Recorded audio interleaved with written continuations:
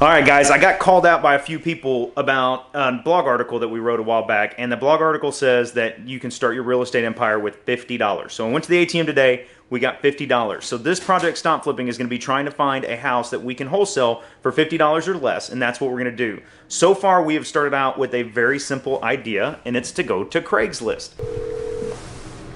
Here, check this house out. $20,000, $19,900.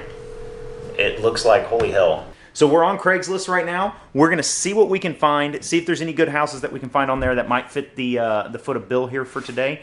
And other than that, we're probably gonna go hit the street. But let's see what we can do with it. Oh, by the way, our Craigslist, all we did for our Craigslist search is we just put houses below $60,000. That's it. That's all we're looking for. It's a lot of dirt. I can't answer the phone right now. Please leave your name, your message, and your phone number, and I'll get back to you as soon as I can. Thank you. The mailbox is full. I cannot accept Seriously? messages at All right, this so time. mailbox is full, so what we're going to do is we're going to send a text.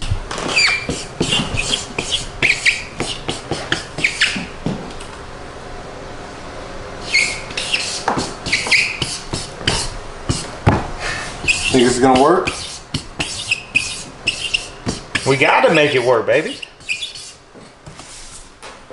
So, we checked out Craigslist. Found two houses that kind of look decent. We called them. It was the exact same phone number, which means it's a wholesaler or, you know, some sort of investor. So what we're going to do now, we're going to beat the streets. Got some signs, got some stakes, and a marker. That's how we do it.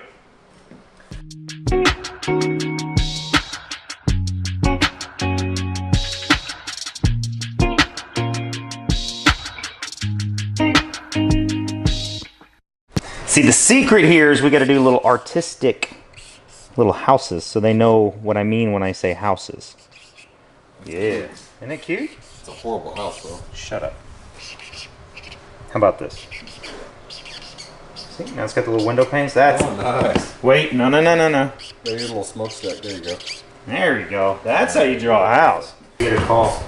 So you ready for code compliance to start blowing up your phone today? Huh? Yep. Are you gonna be scared? What's the fine for this? Okay, so back up. The joke right now is that they call these bandit signs, okay? And they call them bandit signs because they're kind of illegal. It's not really the most smiled upon marketing tactic. So like code compliant, like is there a fine? What's the deal? Who cares? Yeah, there is a fine. You're supposed to get a permit and, you know, go through a bunch of city mumbo jumbo to legally put these signs out. Typically I just play dumb and I'm like, oh, I'm sorry, you know, I paid someone to put that sign out. They're supposed to put it in front of the house I own and you know, let me know where it's at and I'll go pick it up. And that's about it. Now, you put out like 200 of them, they're probably gonna get you. What's the fine? I think it's 140 bucks a sign, something like that. Seriously? Yeah. You better find a house quick. But I've never been fined. We've done it for years. We just go pick them up if they give us a hard time. Or, you know, there's a lot of guys that do the permit thing. You know, you gotta put it on a map. You know, you gotta tell them what days it's gonna be. It's usually like a weekend thing, and then you have to go pick them up. So you put them out like on a Friday, and then you have to pick them up on a Sunday. But we're not gonna play by the rules today. Love it.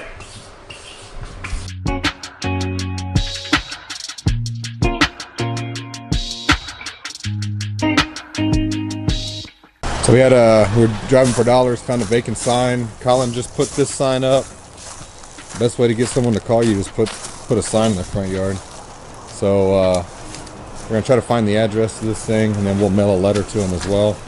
Do some research later on the computer. Go into the county appraisal district, find out where the person's getting their mail, mail them a letter. But not a bad house.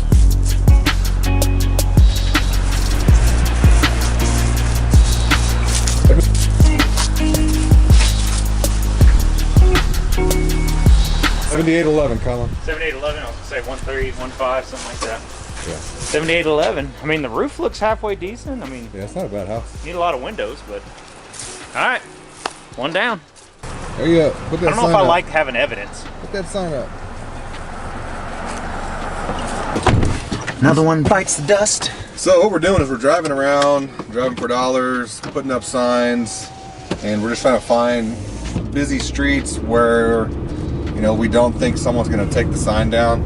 So like, you know, where you have grass that's overgrown, things like that, kind of areas that are by busy intersections. And then as we're driving to put the signs out, we're obviously looking for houses like we just found that last one. That's right.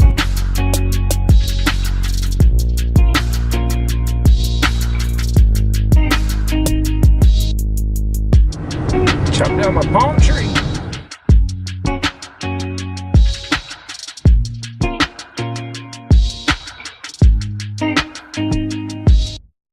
All right, Colin, our last sign. Last sign, baby. Get it. Let's get it.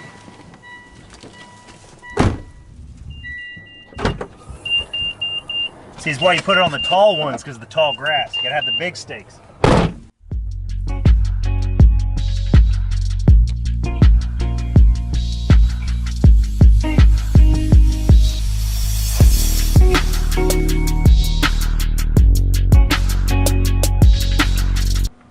On top of this, we're going to do some Facebook marketing, Craigslist marketing, and see if we can't get some phone calls. Let's do it. Let's get back to the office. $50, dude. 50 bucks? 50 bucks in Facebook? Or $50 house? $50 house. $50 house. All right, we found one. It's vacant. We found a lot that are vacant, but this one's got a sign on it, and I want to know what it says. Let's see.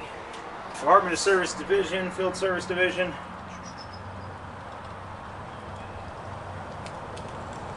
All right, so it looks like the city is tired of the overgrowth of vegetation, so this one is definitely one we're gonna mail a letter to. All right, driving all day, we finally found a FSBO for sale by owner, and Easy E over here is gonna make a phone call on the pretty turquoise house. Let's see what he's got to say. Your call has been forwarded to an automatic voice message system. 21030565889 is not available. At the tone, please record your message. When you have finished recording, you may hang up or press 1 for more options. Hey, this is Eric Singerhausen. I'm a cash home buyer, and I'm calling on the house you have for sale on West Poplar. If you could give me a call back to... All right, so we've been driving around all day, dropped off 10 Bandit Signs. I figured out we're gonna need a lot more to get this job done. But we found, what was it, Eric? 8, 9, 10 houses that were vacant? 9.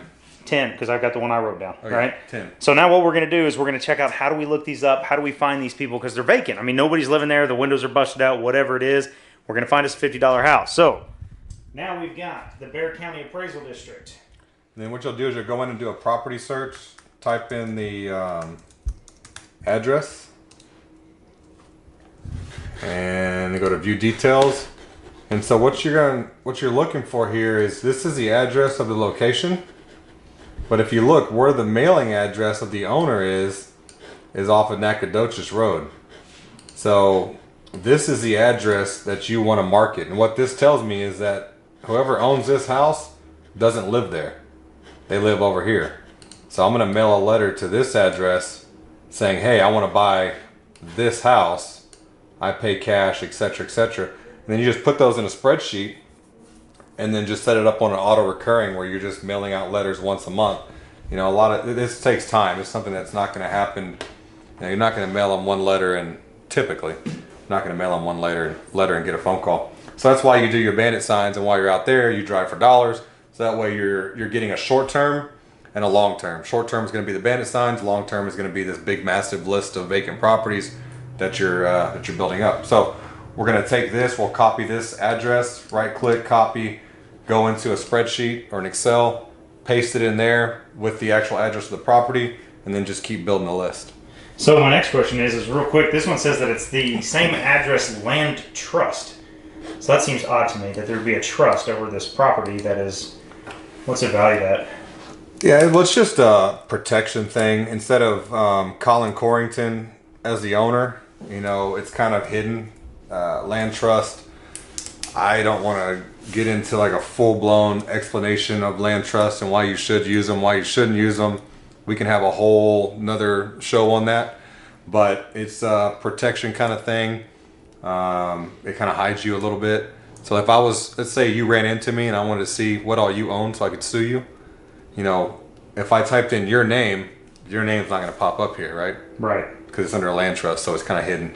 And there's a bunch of other reasons why people do it. I don't mess with it. I just carry a big insurance liability policy because you got to put it in a land trust, pull it out of a land trust, and I don't mess with it. So we got some letters to send. Yeah, got some letters to send. All right, recap on today. First day looking for our $50 house.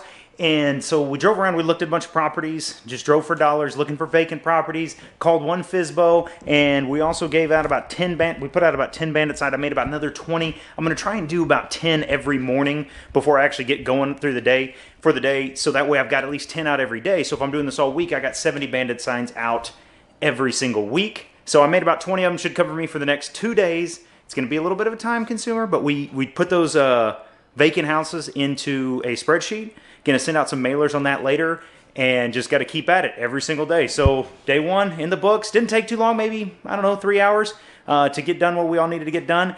And we're just going to do it again tomorrow.